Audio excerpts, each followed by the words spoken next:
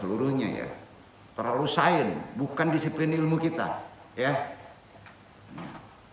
Ama badu, tadi yang sebut, ya, inflasi.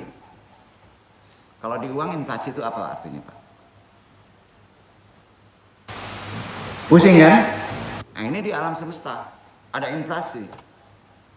Itu teori, yaitu teori yang penting, sangat penting, yang dapat menjelaskan mengapa alam semesta memiliki bentuk dan struktur seperti demikian. Bentuk kamu begitu. Itu teorinya oleh orang-orang fisika, ya, adalah teori inflasi, ya. Nah, itu teorinya inflasi. Memiliki bentuk, struktur yang kita lihat sekarang. Maka disebut manusia itu alam kecil dari alam besar. Duduk? Nah itu dia. Terbentuk seperti ini karena ada teori inflasi secara epistemologi. Ketangkep Pak? Kalau antum ingin belajar ilmu inflasi, belajar dulu sama orang Yahudi. Berat Pak? Lama. Ya. Jika inflasi bisa terjadi sekali, kenapa tidak berkali-kali? Itu penyelidikannya. Kalau bisa berkali-kali, bapak tua diinflasi lagi, bapak muda lagi. Dengan bentuk yang lain.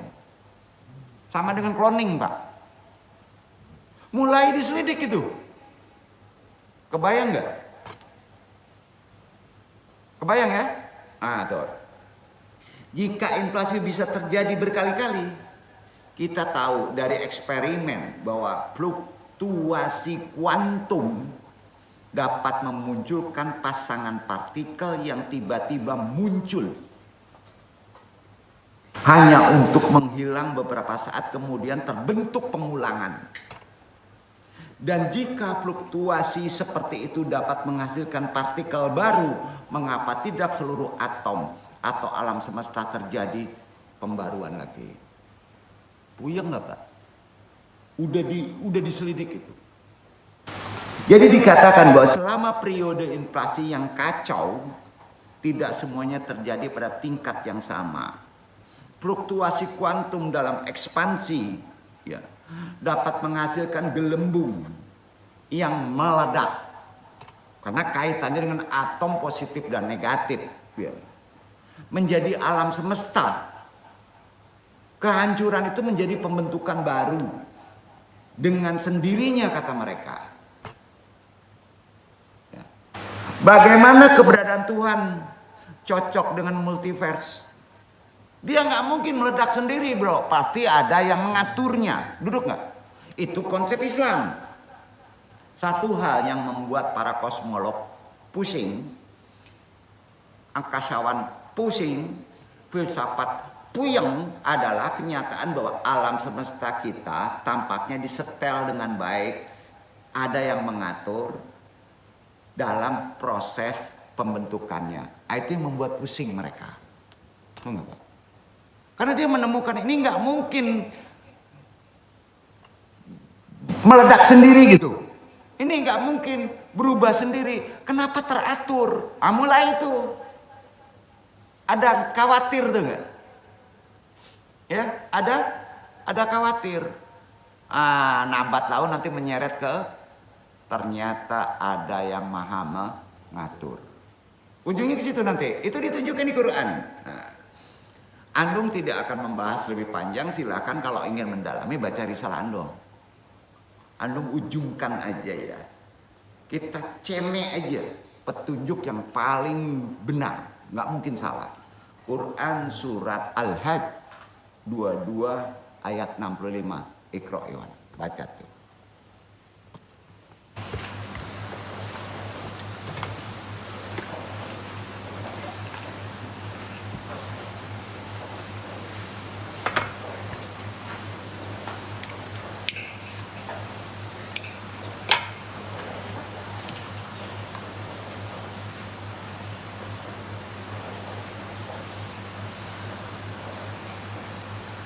ألم تر أن الله سخر لكم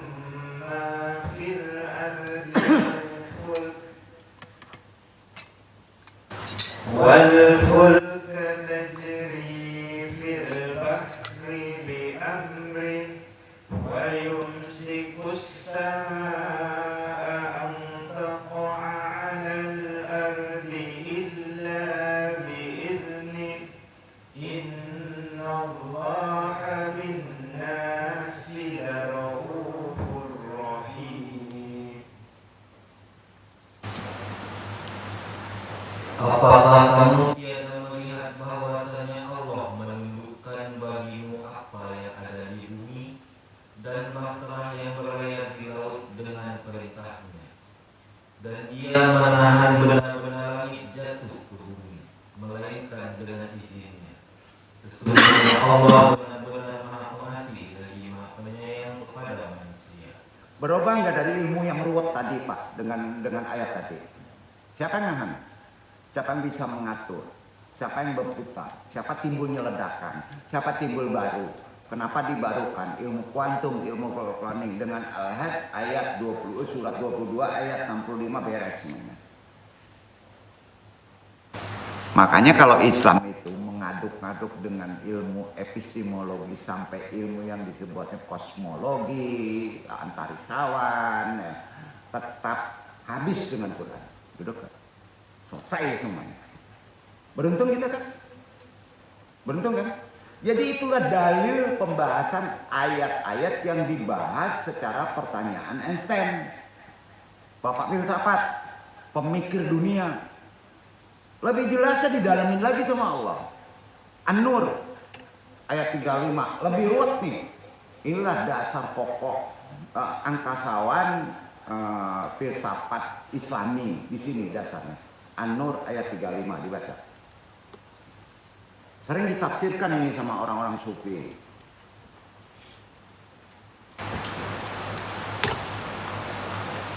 Allahu nurus samawati wal ardh mathalu nurihi kamishkatin fiha misbah al-misbahu fi zujajah az-zujajatu ka'annaha kawkabun durriyun yuqadu min syajaratin mubarakatin zaitunah la syarqiyatin wa la gharbiyah yakadu zaituha yudhi'u walau lam tamsashu nar nurun ala nur yahdi Allahu li nurihi man yasha' wa yadribu Allahu al-amthala lin-nas wallahu bikulli syai'in alim. Allah memberi cahaya kepada langit dan bumi. Perumpamaan cahaya Allah adalah seperti sebuah lubang yang tak tembus, yang di dalamnya ada pelita besar. Pelita itu di dalam kaca, dan kaca itu seakan-akan bintang yang bercahaya seperti mutiara, yang dinyalakan dengan minyak dari pohon yang banyak berkahnya, yaitu pohon zaitun, yang tumbuh tidak di sebelah timur sesuatu dan tidak pula di sebelah baratnya, yang minyaknya saja hampir-hampir menerangi walaupun tidak disentuh api, cahaya di atas cahaya yang berlapis-lapis. Allah membimbing kepada cahayanya siapa yang Dia kehendaki, dan Allah memperbuat perumpamaan-perumpamaan bagi manusia, dan Allah Maha mengetahui segala sesuatu. Itu ayat sains banget ya, tapi dengan pola yang disebut kiasan, ya kan? Nur cahaya. Bayangin otak manusia kalau mentafsirkan ayat itu secara fisika sulit nyambungnya tuh Pak. Betul kan? kalau terkait dengan ego, popularitas, pasti melenceng tuh Pak. Betul kan?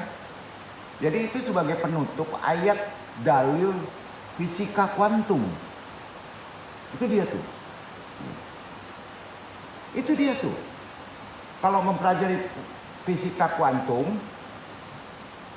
jelasnya sebenarnya dari situ seharusnya. Duduk gak? Tapi kan perlu pembahasan yang sangat dalam ini.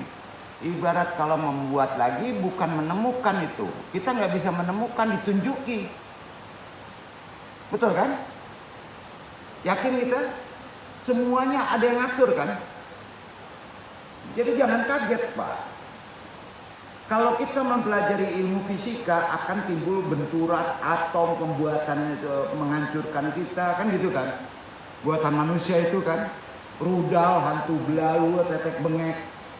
Nah Allah tetap itu akan membuat sesuatu hukum fisika itu yang ramah lingkungan. Itu pasti. Jadi bapak-bapak nggak usah khawatir. Hancur dunia itu betul ada yang menyebutkan karena campur tangan manusia. Tapi sebetulnya hakikatnya tidak Pak.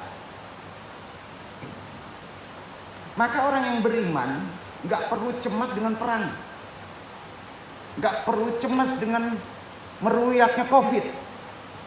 Urusan mati itu urusan Allah. Nggak ada sangkut pautnya dengan tadi. Dulu ya.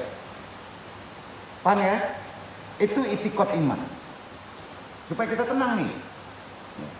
Ke depan nanti Bapak sering ditakut-takuti dengan kecerdasan epistemologi. Paham nggak Pak?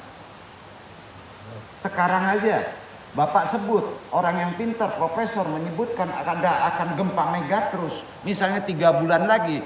Bapak udah gelimpungan loh. Kalau Bapak nggak ngerti Al-Quran pasti Bapak nggak beriman. Betul Kak? Itu ukurannya. Jadi gini. Andung tidak mengajari taklid ke ikhwan di sini. Yakini semua itu diatur sama Allah. Duduk gak? Walaupun di Jogja meletus berapi. Ya. Kalau urusan mati itu urusan Allah. Betul kan? Itu justru akan mensejahterakan. Yakin? Jadi kalau antum dikasih masalah berat, apapun problemnya, justru itu kebaikan nggak? Renungkan. Jadi penting. Nah, sekarang sedikit lagi membahas ya. Kaitannya, coba sekarang kita telaah apakah Tuhan dapat berada di lebih dari satu tempat pada waktu yang sama. Ini masuk ilmu waktu. Betul kan? Pembahasannya masuk ilmu waktu tapi terkait dengan fisika.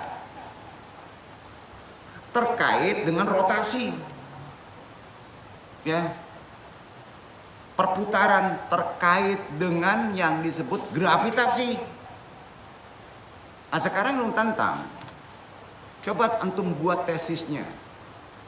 Kaitan tadi. Wih, botak bisa antum tuh. Bener nggak? Iya kan? Kenapa antum bisa memahami konsep ini? Ya. Karena ada pedomannya. Udah, kita jangan berat-berat. Kalau kita pusing, berani nggak mereferensinya bertanya ke Quran. Kemudian tadabur, perbaiki alat, ketemu tuh hikmahnya. Sufi lama kan ketemu tuh. Apalagi perkara jodoh bro, perkara serat rezeki bro. Seorang muslim dikasih petunjuk. Sayang membacanya tidak dengan iman. Membacanya hanya dengan kekuatan diri.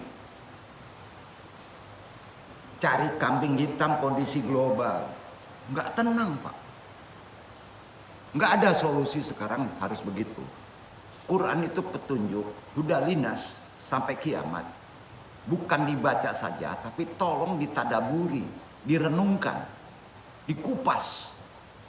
Gak akan melenceng bapak-bapak mengupas Quran kalau akhlak bapak-bapak bersih.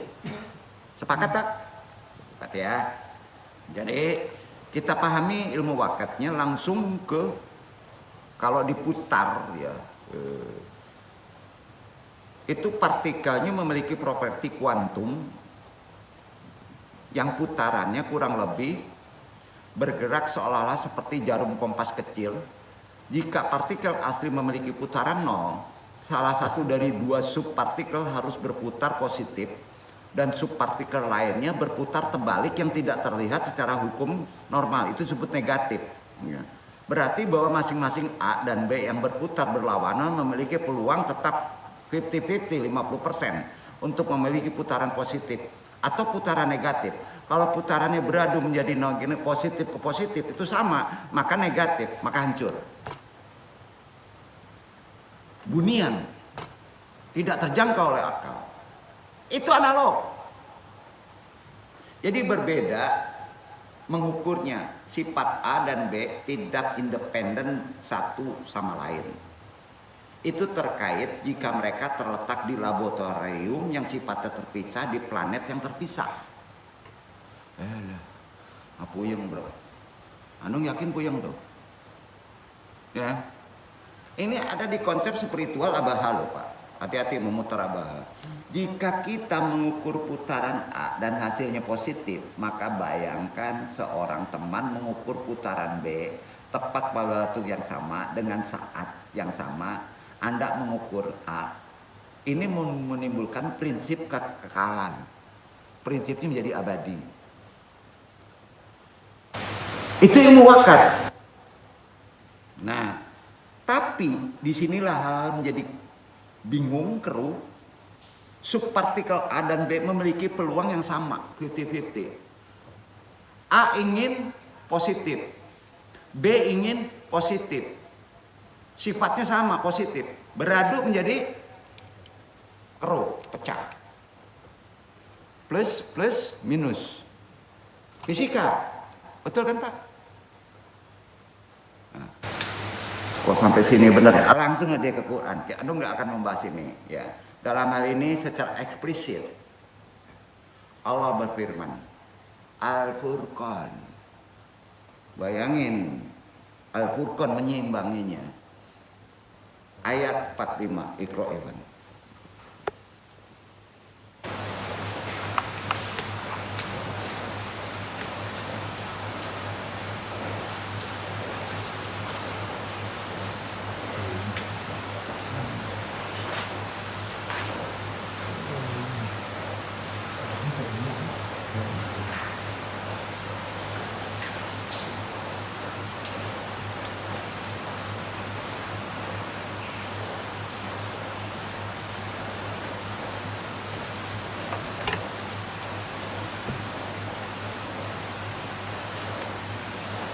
ألم تر إلى ربك كيف مد الظل ولو شاء جعله ساكنا ثم جعلنا الشمس عليه دليلا.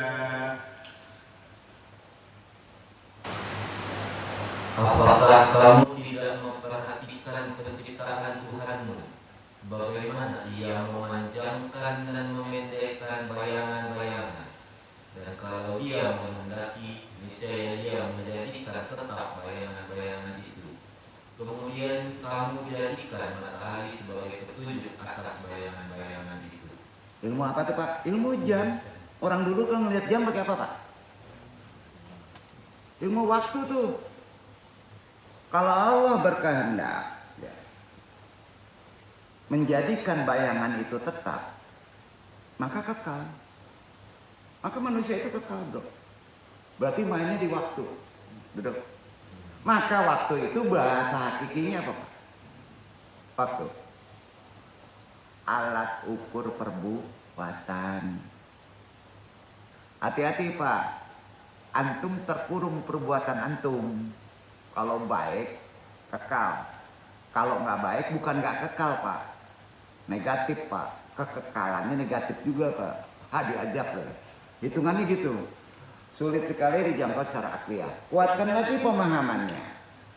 Apakah bisa dikejar ilmu ini? Allah berfirman, Ar-Rahman. Ayat 33 kata. Apa kata Allah? Kejarlah ilmu ini, ilmu wakat nih. Time tunnel, waktu ke depan, lama, sulit Pak ya? Kata Allah nih, tanya di arah mana? Apa jawabannya?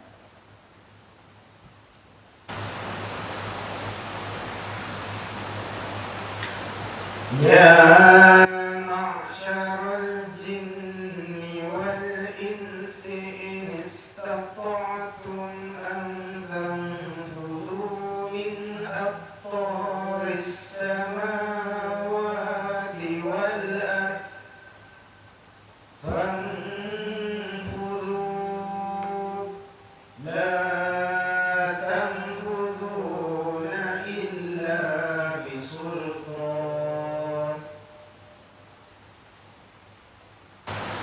Hai jamaah jin dan manusia, jika kamu sanggup menembus, melintasi penjuru langit dan bumi, maka lintasilah. Kamu tidak dapat menembusnya melainkan dengan kekuatan.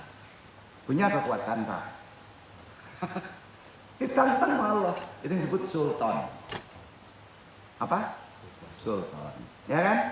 Nah, nanti baca aja untuk penjelasan ilmu wakat. Itu dimensinya di fisika. Anu nggak akan baca. Pusing bapak-bapak. Kalau ingin mendalaminya supaya etikot itu baca aja dari risalah ya. Nggak perlu penjabaran. Karena di sini yang antum jabarkan itu nggak susah. Ya. Langsung ke titik terakhir aja ya.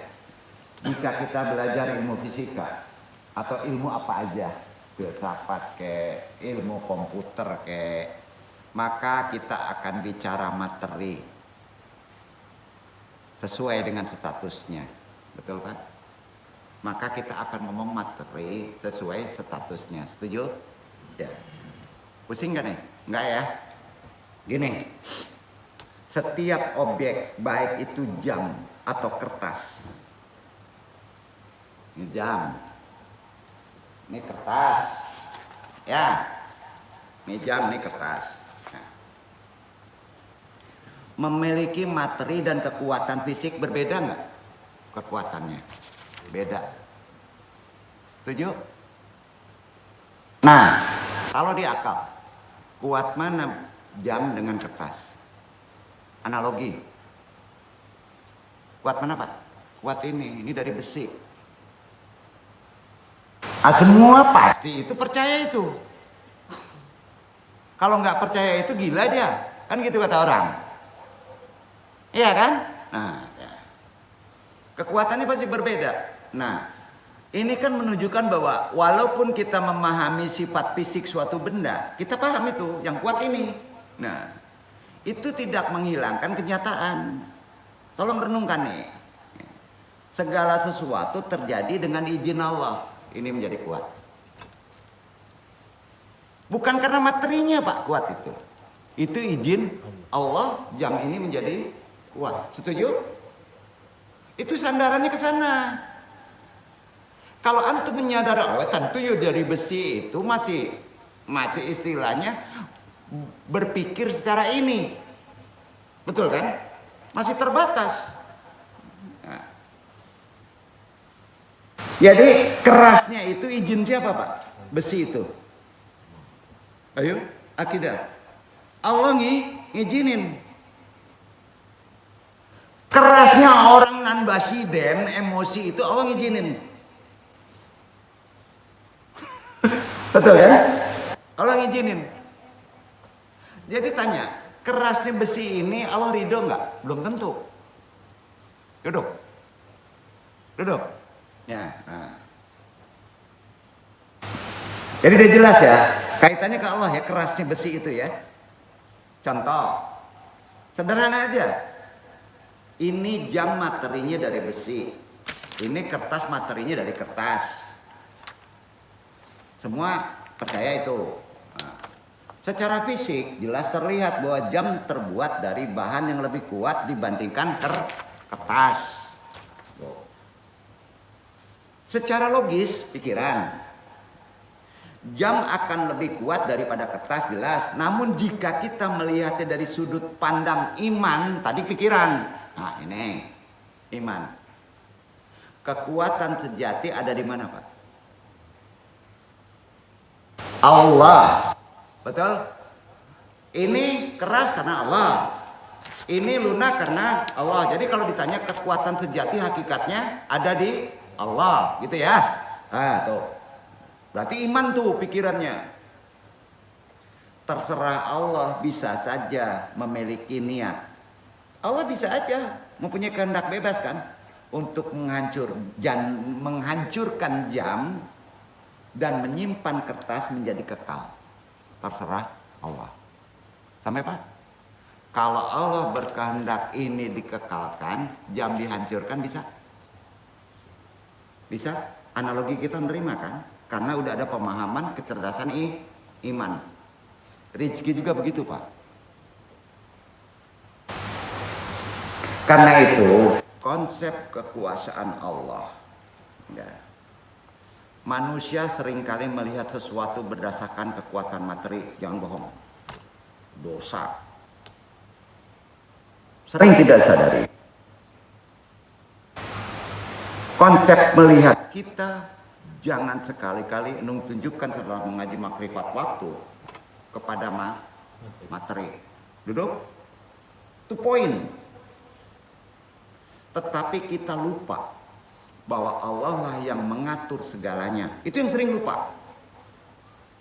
Ini kan seperti menolak akliyah. Tidak. Apa yang kita anggap kuat bisa saja dihancurkan oleh Allah, bisa. Kekuatan apapun yang di luar itu, setinggi apapun mereka jabatannya, bisa hancur? Bisa? Bisa. Dan yang kita anggap lemah bisa saja dipelihara oleh Allah. Duduk. Jangan terlalu cemas Pak dengan kondisi sekarang. Itu iman. Disinilah pentingnya iman dan agama. Sepakat? Nah, kalau kita melihat fisika materi itu harus ingat bahwa Allah lah yang mengendalikan semua fisika tadi.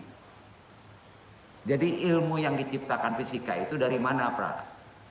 Allah yang menciptakan tuh. Kekuasaan Allah jauh lebih besar dari segala yang ada. Kita seharusnya tidak hanya mengandalkan logika dalam kehidupan. Jangan sekali-kali mengandalkan logika atau pengetahuan ilmiah. Juga harus memiliki iman yang kuat. Itu prioritasnya dulu. Ya. Seperti halnya benda yang kita anggap kuat atau lemah. Allah memiliki rencana untuk setiap ciptaannya loh. Ingat itu. Kekuatan kelemahan bukanlah hal yang utama dalam seorang muslim. Ya. Kaya miskin bukan hal yang utama. Melainkan bagaimana Allah mengatur semuanya. Jadi dengan memiliki iman kepada Allah, kita akan lebih memahami betapa besarnya yang tak terbatas. Ilmu pengetahuan itu kan memberikan kita pemahaman tentang dunia fisik, epistemologi, hanya itu Pak. Namun kita harus sadari bahwa yang mengendalikan dunia itu Allah. Kita boleh menguasai fisika, materi, kuantum, angkasawan, filsafat setinggi mungkin boleh. Tetapi kita tidak bisa mengendalikan takdir, mentok. Sepakat? Dari sudut pandang ilmu pengetahuan agama, tidak saling bertentangan sebenarnya Pak, epistemologi itu. Sebaliknya, seharusnya kedua tadi epistemologi, ilmu ketuhanan itu saling menguatkan. Dengan ilmu pengetahuan, keuntungannya apa Pak? Kita bisa memahami ciptaan Allah, dan dengan iman kita tahu apa Pak? Bahwa segala sesuatu terjadi dengan izinnya. Tuh. Ilmu fisika dapat membantu kita memahami mekanisme alam semesta. Namun ketika kita memperdalam pemahaman kita juga harus sadari bahwa yang menggerakkan alam semesta itu siapa? bukan kebetulan. Allah, betul? Yang Maha Kuasa, tidak ada yang terjadi tanpa kehendaknya. Izin Allah begitu. Sering kita merasa bangga dengan pengetahuan yang kita miliki. Tetapi kita harus selalu ingat, pengetahuan kita sangat terbatas dibandingkan kebesaran Allah. Ilmu pengetahuan itu bermanfaat, bukan dinafikan. Ilmu komputer bermanfaat, ya, bukan dinafikan. Ilmu filsafat juga bermanfaat, bukan dinafikan. Ilmu tasawuf juga bermanfaat, bukan ditiadakan. Tetapi harus diimbangi dengan kesadaran bahwa hanya Allah yang maha mengetahui. Poin. Kehidupan yang penuh dengan ketidakpastian sekarang harus membuat kita semakin mendekatkan diri kepada Allah. Walaupun kita memiliki pengetahuan setinggi apapun juga, sekeren apapun juga ahli agama kita, tetap harus Qul huwallahu shomad. Contoh, walaupun kita tahu benda lebih keras, lebih tahan lama, bahwa Allah lah yang menentukan begitu. Kita tidak tahu apa yang akan terjadi di masa depan, nggak tahu. Yang kita tahu adalah bahwa Allah lah yang mengatur segala sesuatu. Penting untuk selalu mengingat bahwa segala sesuatu yang ada di dunia ini hanya sementara dan hanya Allah yang kekal. Benda-benda fisik bisa hancur, tetapi Allah tetap ada. Itulah yang harus kita ingat dalam setiap langkah kehidupan kita. Ilmu pengetahuan seperti fisika dapat membantu kita memahami dunia fisik, betul. Tetapi iman adalah landasan yang memberi kita ketenangan dalam hidup. Pengen tenang? Dengan iman kita tahu bahwa segala yang terjadi adalah bagian dari takdir Allah. Dengan memadukan ilmu dan iman, itu yang kita mesti lakukan. Mengajarkan kita untuk selalu melihat dunia dengan perspektif yang lebih luas, lebih makrifat, yaitu bahwa Allah lah yang mengatur segala sesuatunya. Jangan hanya mengandalkan ilmu pengetahuan, tetapi jangan lupa untuk selalu mengandalkan Allah dalam setiap aspek kehidupan. Andung sebagai pentaklim hanya berharap, Andung ingatkan lagi, wabil khusus ikhwan yang ada sekarang, setiap orang yang mempelajari ilmu apa saja di dunia ini tetap jaga iman, prioritaskan iman. Ilmu pengetahuan tanpa iman membuat kita memakai selendang Allah, sombong. Jadi dengan begitu pengetahuan bisa memberikan kita pengetahuan tentang dunia ini, betul. Tetapi hanya Allah yang memiliki kuasa atas segalanya, udah betul. Kesadaran kita akan hal ini akan membuat kita lebih menghargai kehidupan. Dengan mengkaji ini kita akan menghargai kehidupan. Dan kita bisa bersyukur ternyata kita umat yang diberi petunjuk Al-Quran. Kalau tidak dimanfaatkan, tidak ditadaburi, antum yang bodoh. Wabillahi taufiq hidayah, banyak maaf. Mudah-mudahan ini kaji kita tamatkan bermanfaat untuk kehidupan kita sehari-hari dan menjadi lebih arif. Ternyata kekuatan segalanya semua diatur sama Allah dan tidak ada yang bisa menembus tembok takdir. Pak Ilu Andong, wassalamualaikum warahmatullahi wabarakatuh.